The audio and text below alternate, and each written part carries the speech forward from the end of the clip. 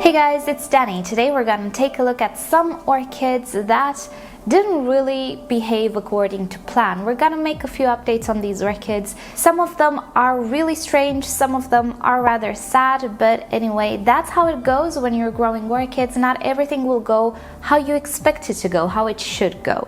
So let's just take a look at these orchids today and tell you what I think went wrong. I think there are many things we can control within our orchid collection, but many other things which we cannot. Alrighty, so with that said, let's start with the Angraecum, sadly. So as you might know, my Angraecum orchids are both in buds. I'm patiently waiting for them to open them. Sadly though, this morning I came in my grow space and I discovered that the Angraecum sesquipedale bud is rather yellow. Now this can only mean one thing: bud blast. Why it happened, to be fully honest, I'm not entirely sure, but I think you can see the coloration of this bud is really not what it should be. And maybe on camera it doesn't show as much, but let me just compare it to the other one, which thankfully is still okay. And there they are. This is the Angraecum vichy, which is actually a cross of the sesquipedale. And as you can see, the bud on this one is a lot greener, a lot more colorful. And even if it's very normal for buds to actually lighten up as they approach opening, I believe this bud is not close to opening. I think the spur should have been longer on this guy, and in reality it really does look quite yellow, and I'm afraid that we are going to lose this bud. Now there is a chance that maybe I'm wrong, maybe it's a normal color. Like, I swear yesterday it was green and nice and today it's almost yellow, but I looked at pictures on the internet. I don't think it's supposed to be this color. So if any of you ever had an Angraecum sesquipedale close to opening, let me know how the buds look like. This is not actually white, it's pretty yellow, especially in comparison to the other buds, or actually the other bud from the vichy. I think you can clearly see the difference in color there. So yeah, sadly, I believe my sesquipedale will not open. The sesquipedale is actually the older Angraecum. He's my very first Angraecum that I ever purchased. So I was really looking forward to the bud. I wanted to make a nice video on him with the Darwin story and all of that. Well, we're not gonna do it now. So yeah, sadly it happens. Bud blast is actually one of the most common affection with orchids, and it's just so frustrating. It happens a lot with Phalaenopsis orchids, particularly in lower temperatures. But the good thing is Phalaenopsis have multiple buds usually. This guy only produced one. It is actually the very first time it produces a flower spike and buds, so failed bloomings are to be expected to some extent, but I really hoped it wasn't the case. And also, this guy doesn't have any other buds. It's the only bud it has. So with him goes our blooming season for the year. Luckily, we still have the vichy. Hopefully that one will not blast its bud, but there you go. These things happen. Now it's next year when we can see this orchid in bloom. Otherwise, the orchid is actually looking pretty healthy.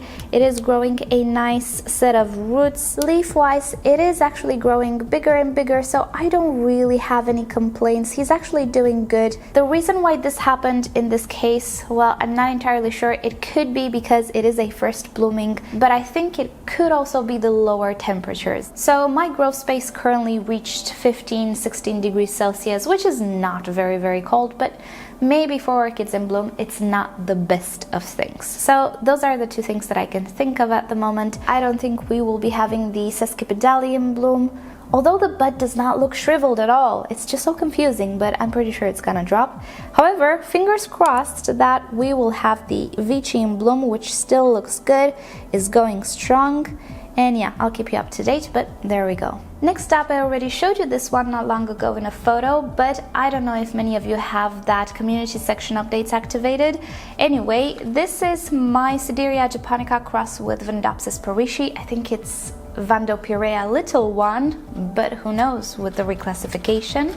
This orchid has done beautifully for me. I have flower spikes growing right now. One is here on one of the plants and the other one is there. But this orchid is actually trying to put on, emphasis on trying, another growth. And I should take you in closer for this. There you go. Do you see this little formation here? This may very well be a flower spike which cannot poke through the cuticle, or a keiki, which again cannot poke through the cuticle. Now, why does this happen? Well, No one knows for certain, to be fully honest, particularly because we're dealing with a very, very healthy orchid here. I'm going to show you the entirety of the orchid very soon, but it does happen, and it's not the first case. I had something like this happen way back. I just don't remember which orchid it was, but it does happen sometimes that flower spikes cannot really poke through the cuticle or keikis, depending what this one wants to be. So what they do is just struggle and become distorted. If this is a flower spike, it will start to curl. If it's a keiki, I'm not even sure, but I think you can see it does have quite a lot of issues poking through. Also, we have a root here which might actually make things worse, and I'm not sure if I should remove it. I don't want to remove roots for the sake of whatever this wants to be. If it's a flower spike, it's okay. I already have flower spikes on this orchid. If it's a keiki, it's okay. I really don't want a keiki. I prefer to make sure that the mother plant is in good condition, and afterwards we can talk about keikis. But there you go. It looks a little weird and a little strange, and typically things like this shouldn't happen on orchids. They shouldn't get stuck, but sometimes they do. So one of the reasons you might have this on your orchid is a stressed orchid. Obviously, if the orchid is not hydrated enough, the spikes or other structures cannot push through the cuticle. However, it is not the case with my orchid, which is just full of roots, as you can see, and it is actually doing pretty fantastic. In this case, temperature didn't really have anything to do with it. I don't believe so. She's not dehydrated. Furthermore, she is actually growing really great, and ever since I purchased it, she has done wonderful. And because I know some of you might ask about this is damage that happened on transport, I suppose. I received it like this, and it is a sort of indentation in the leaf. Hope you can see here. I believe this is a sort of edema which happened due to low temperatures. I did order this orchid in a cool season, if I'm not mistaken. Whatever it is, it's not spreading. There's no need for me to cut the leaf. It's perfectly functional. It's only on the underside, so it's just some damage that will be here for a while. I didn't actually treat it with anything, and it's been here for the past year and a half or even more. So that's what this damage is. And regarding that formation over there, I was considering to get a small knife or something and try to help it break through the cuticle, but creating an open wound on an orchid stem is not something that sounds very appealing to me because of stem rot. And out of everything orchids can suffer from, let's say almost everything, stem rot is something that I don't know how to cure efficiently, elegantly, without using toxic fungicides, which may or may not work. So stem rot is something that I'm willing to sacrifice a flower spike or a keiki for. I don't want to produce any more damage to the stem of the orchid. We're just gonna see what happens, but definitely this is not something you normally see on orchids. It just happens from time to time. With hybrids, I believe it is more frequent to happen than with species. It's not a rule though, because I believe there are many genes mixed in there, and some of them are simply not very compatible, and from time to time we do have small anomalies, but it doesn't really mean anything. Alrighty, next up, I think you're gonna like this. Would you say that these two twinkles are the very same plant or come from the very same plant, or would you say they're slightly different? I think you're gonna say they're different. Well, they're not, or they shouldn't be, because they're coming from the very same plant. These are all actually divisions of the very same plant. I took them when I did the mycorrhizae experiment, and to my surprise, they're actually blooming different now. I'll give it, it's not a very big difference, not like one is red, the other one is yellow, but there is a little bit of a difference in the color. One of them is more beigey colored, the other one is whiter colored. And it's not a difference of time. These are actually just opening up. This has opened up very recently. These blooms have been open for a little while. This one is just opening up. I'm not referring to the lip here. The lip is indeed a little bit lighter, but look at the petals and sepals. They're definitely not looking like these ones. I assure you, it's the very same plant. And because I'm a YouTuber, I also have footage of when I separated this orchid. Take a look.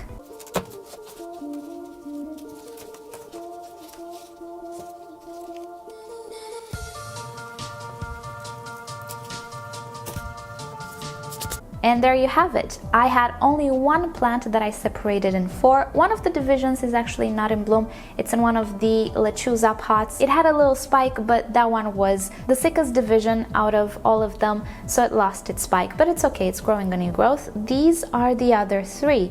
And as you can see, 2 of them appear to be rather yellow and 1 appears to be rather white. Now, environment cannot be an issue here because they have always been together in the very same room, so it has nothing to do with that. The only thing that I can think of is the medium in which they're potted, because they actually have very different media. One of them needs to be repotted ASAP. It is potted in one of those really bad bark medium that I find around here. The second one is potted in a bark medium which is marginally better, a little bit better, and the other one is in leca. And it's not about tannins here because this one is in leca. Leca does not contain tannins. Maybe it has to do with the parameters in some weird way. Anyway, I thought it was interesting that the flowers of the very same plant, given different media, not even environments, just different media, same water, same fertilizer and everything else, can actually look just slightly different. So again, I'm not saying this is the most golden twinkle you've ever seen. I actually have the yellow one, but definitely I think you can see there is quite a big difference in the color hue between these 2 orchids.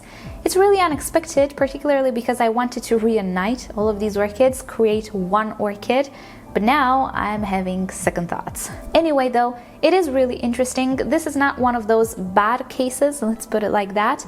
But yeah, this orchid needs some attention. I wanted to repot it and put it back together. Certainly my other twinkles look better, but we're gonna see those at the end of the month. And the last bit of weird news, some of you might already know this one. It's my terminal spike Phalaenopsis orchid, which had a terminal spike in the past, right here, and now it is putting on a keiki with a terminal spike. We have already talked about these types of spikes this week. If you missed the video, check it down below. I'll put it in the description. But this is actually one of the big lips Phalaenopsis orchids, which are pretty rare, needless to say, so I'm not very happy about this. What caused it? In this case, it's just bad genetics. It happens. Now, ever since that video, I did have quite a lot of comments saying that nurseries purposely put on terminal spikes Phalaenopsis or try to create terminal spike Phalaenopsis just so they sell more. And while I do believe to some extent there are some practices which are just questionable, I don't think this is one of them. I actually, for the main part, don't believe orchid nurseries even know what a terminal spike is, because what they do is actually get the seedlings from a nursery which grows orchids from seeds, and then they grow them and then they sell them. Pretty much they're the intermediate, let's say, nursery for many of them, not all of them. Some nurseries do grow them from seed, but many commercial ones just grow them from the seedling level to adulthood, to the moment they can be sold. And the seedlings can come from multiple places. It's not their own laboratory all the time. So in many cases, I believe they don't know what's happening. They just believe the orchid produces a spike from the middle. Does it have flowers? Yes, it can be sold. Pretty much that's where the nursery concern ends. But you never know, I guess.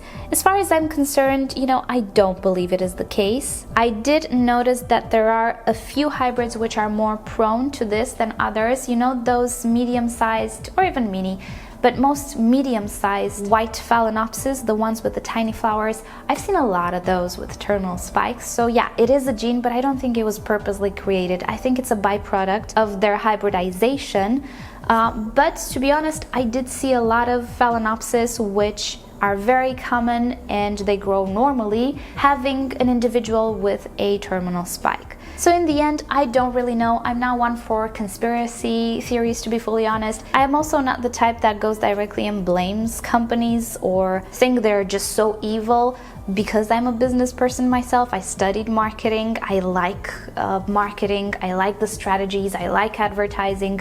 I do believe things should be done ethically and morally. Some companies don't do that, that's a different story, but I'm not the type of person who is inclined to go and just consider companies to be the bad guy all the time, unless I really have reasons to do so. But from what I've noticed, any type of Phalaenopsis orchid can have a terminal spike. I did get some comments with some of you guys saying you had a Phalaenopsis for years and years, and out of the blue it created a terminal spike. And I don't think it's something you did or something the nursery did. It's just an anomaly sprouted from hybridization, and it happens. Everything has pros and cons, but there we have it. Slightly sad that this is a big-lipped Phalaenopsis, and I think it's one of those that I really like. We'll see when it's in bloom. I'm hoping it's the very pale pink one, because I don't like that one all that much, but I do have a very dark colored one which I like more, and I don't remember which one this is, so we're just gonna have to wait and see. Alrighty guys, so this is about it for today. Thank you so much for watching. I'll keep you up to date with how these orchids continue to develop. Hopefully the Angraecum will not lose its bud. Fingers crossed, but you never know. So that said, you know the drill. Like or dislike this video below. Subscribe to my channel for regular orchid videos, tutorials, Q&As, and other fun orchid subjects. And if you'd like YouTube to notify you whenever I upload a new video, just turn on notifications for my channel. Also, if you're curious about my setup and all the things that I use in my grow space, again, I'll link you down below to it. And with that said, I'll see you guys next time. Bye!